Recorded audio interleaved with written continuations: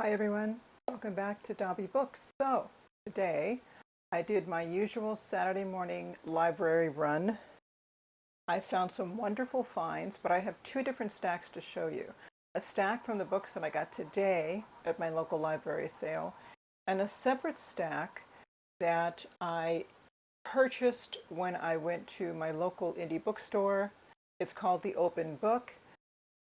I haven't been there very often, but this particular trip was really neat. I found some great finds. So let's get started. First, let's focus on the library finds. Let's do that first. So there are two categories that I seem drawn to whenever I go to the library sale. I look for anything that deals with history, and then I start looking in the children's literature section and YA section for particular something or other. I'm collecting the Newbery Medal winners, so when my eye sees that, I grab it. I'm also working on growing my collection of the Charlie Bones series, which is a series my youngest son was reading years ago, and the what's the other one? Artemis Fowl. I don't know why I forget that. And I'm also building my collection of Artemis Fowl. My kids never read that. I was the one that discovered it when it first came out, and I was really getting into it. And then, of course, whatever life brings you, I just had to stop at that point. And now I'm just purchasing the books that I can find in really good condition, hopefully first and first, just because I'm a ninny and I'm very picky. Okay, so now let's show you what I found today. This would have been this is under the category of the Newbery Medal winners, and it's The Whipping Boy by Sid Fleischman. Isn't that a beautiful cover? It's a hard copy. It's really in very good condition. I don't see any, what the friction where you have the rubs off on the cover. Even when it opens, look at it. It doesn't even open all the way. So my question is, did the little owner of this book ever read it? But it's really in wonderful condition. I want to keep saying slip cover. But the cover for the book, I'll remember tomorrow. Cover for the book is in beautiful condition as well. I'm looking at the ends. You don't even see a bent spine. It's like an untouched edition. And I got it. Next one. Another Newbery Medal winner by Paula Fox, The Slave Dancer. So this is a paperback edition. I'd say good condition. The pages are a little yellowed, but I'm not seeing any tears. The spine, look at the spine. The spine looks great. Just some yellowing of the pages, and I noticed maybe some old folds that were some pages that had been folded, but they've been laid flat for enough time now that you don't even notice it. And even as it opens, it's very good. The spine hasn't been broken. There's maybe the tiniest little bit of wear and tear with some bubbling, and that's it. So that, I'm glad I got that. And I think this is not a Newbery Medal winner. But when I read what the story was about, it sounds so interesting to me. It's history. The book itself is not a history book, but it's a work of fiction that demonstrates history to the mind of a child in a way that we can relate to, and that for us as adults, it's just so captivating. So let me read. Now this is the Boarding Room by Paul Fleischman. I almost thought it was the same author of The Whipping Boy, but this is Sid Fleischman and this is Paul Fleischman. Are they related? But let me tell you what this book is about. It's a room set aside for the arrival of babies and the departure of the dying. It's seldom occupied. When it is, the lives of those within it and without often take a sudden turning. In this novel of echoing births and deaths, Newbery medalist Paul Fleischman presents an Ohio farm girl's life told solely through scenes centering on her family's boarding room. Through its doorway passed the members of an endearing, free-thinking family, bearing news of the world beyond the window, talk of runaway slaves, the siege of Vicksburg, seances, chloroform, electricity. Behind these changing tokens of the times, we behold the eternal cycle of birth, courtship, giving birth, and death. In this eloquent account, the story of one life, one family, and one room widens into a panoramic view of the human seasons and the procession of generations. I just could not take this book home. This is an imprint of HarperCollins Publishers. I've never heard of this one. Charlotte Zolotow. A Charlotte Zolotow book. This was published in 1991. This is one of the books I'm just going to grab and start reading because my curiosity really is just getting the best of me on this. Okay, so these are my Newbery Medal winners, and these are my non-Newbery Medal winners. The next book I found is this one, A History of Asian Americans, Strangers from a Different Shore, Ronald Takaki. Now, you may recall that author's name because I have two other books by the same author. Where'd I put them? Here. Ronald Takaki also wrote A Different Mirror, A History of Multicultural America. And I also found the same book in a format for young readers. Same title, A Different Mirror for Young People, A History of Multicultural America. And I really, I haven't read either one of these all the way through, but I've loved what I've seen so far. So when I saw this book by the same author, I jumped on it. And this at the library. Look, it's in great condition. Look at the spine. Look at all this. This is a book I'd say in very good condition. Absolutely no markings inside, no writing, no highlighting. And even when you open it, it's okay, but I still suspect that the previous owner probably didn't read this. And I don't know if I read a little bit about the author, but let me just give you a little snippet of his biography here. Ronald Takaki, a fellow of the Society of American Historians, is a third-generation American of Japanese heritage.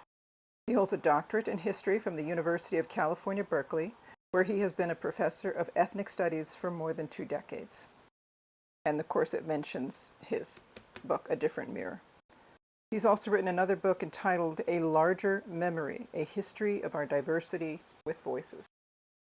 I'd like to find that one too. Yeah. This one's been updated and revised. I just saw those little things. So that's yay for me.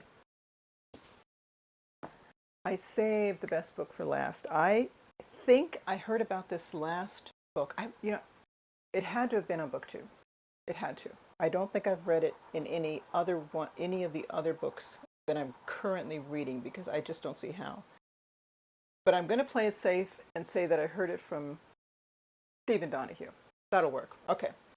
And I so wanted to get it. And I looked on eBay. I looked on, Barnes & Noble, bookshop.org. I even checked out Amazon.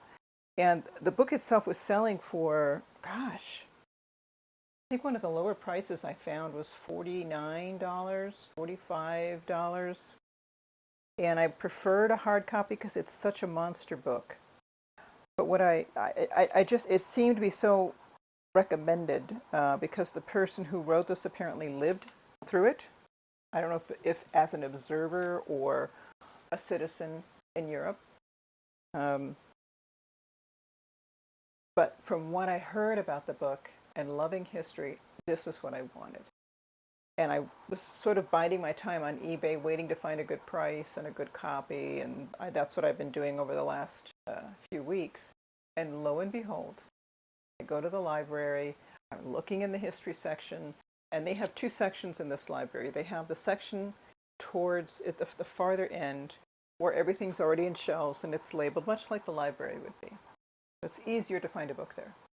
And then they have the area in a room next to that that's a little more like a storage area. So the bookshelves that are there are double stacked. So if you want to find something, you have to remove the stack that's in front and read the titles of the books behind that. And I'm always getting my phone and turning the little flashlight on so I can read them and whatever. So it's more work in that room, but I have found some really good finds back there. That's where I was on the second to the last shelf, towards the end, pulling the books in front, shining my flashlight, not really expecting to find this book. And I found it. It was there. It's a paperback, but I jumped on it, and I'm so excited. And it's the book entitled The Rise and Fall of the Third Reich, A History of Nazi Germany by William L. Shirer. And it's a monster book. Look at that thing. And the person who read this, I'm pretty sure, there's some markings in the book, but it would be minimal. So, when someone wants to remember something and they'll put like just a line in the margin. I don't see any other marginalia except for that, and it's been done in pencil on just a few pages. That's it. So I can erase those and feel like I'm better. I just noticed they put 2 stickies on here, and when I checked out where they're from, this is chapter 1, the first page of chapter 1, and this is the end of the book. So I had to laugh because I kind of do this, especially when I'm on a thicker book.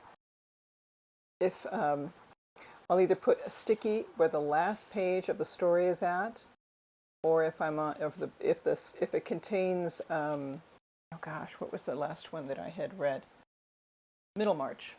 Middlemarch has books. I think it's 3 books, and each one of those books has several chapters. So what I ended up doing is I'd put a sticky at the beginning of book 2, so that I could see how much farther I had to go in book 1 when I was reading. It just motivates me when I do that, and I'm kind of wondering if the person who did this was probably not anal like me, and this has motivated them, or at least let them know where the beginning and the end was. You would think, when you're looking at a big book, why would I need to know? I mean, really, it's just, I'll get to the end when I get to the end, but some of us do.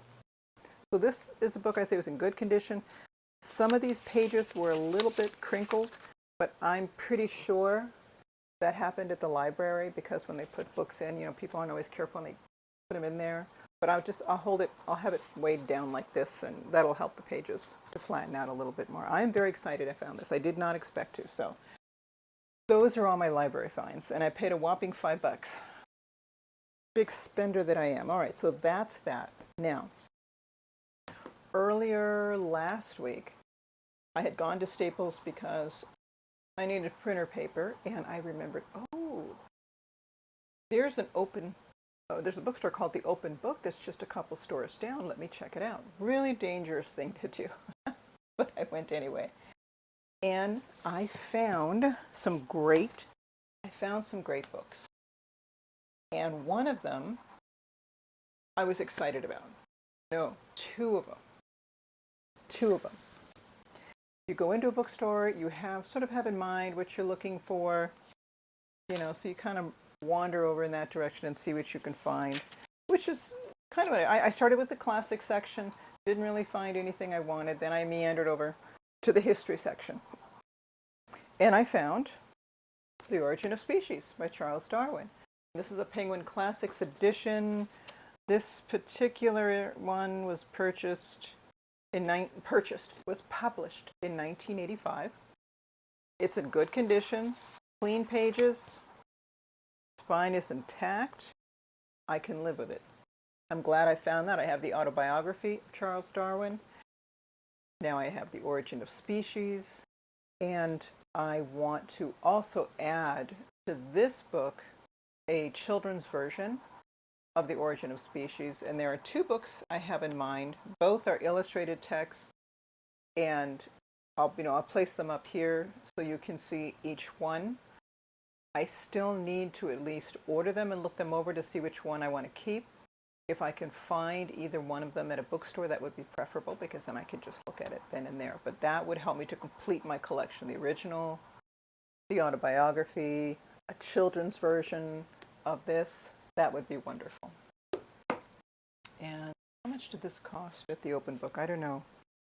Some of their books are $5, a lot were $7, some were $8. A little bit more than what I would pay at the library, but definitely less than I pay at a regular bookstore. And then another unexpected find, and I forgot which department, maybe this was in the health section. Earthing, the most important health discovery ever. I saw a documentary on earthing sometime last year, and Clinton Ober is the man on that documentary. I will put the link here so you can look at it if you want. Absolutely fascinating. Ever since seeing that documentary, I have purchased a grounding mat for my own bed. I had purchased a grounding mat for my mother's bed, and I purchased 2 more smaller grounding mats. And one of them I use, I place it where my desk is at, and I put my bare feet on it while I'm working and, you know, doing whatever. And I really enjoy it. When I was in Europe with my husband, we had 3 weeks of doing a lot of walking or whatever, which is fine. But I just noticed that my left leg, at a certain point in time on that holiday, I'm not sure when, it's as if I couldn't get my left leg to work on an equal manner as my right leg.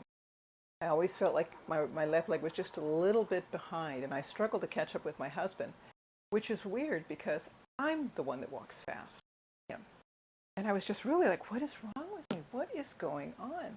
And the only thing my symptoms seemed to show was that maybe I had a little sciatica, not like the nerve where it hurts you to walk, but just that weird symptom I was having. And now I'm better. I've been back now since mid-May. It's now going to be the end of June tomorrow. And I was thinking, oh, wow.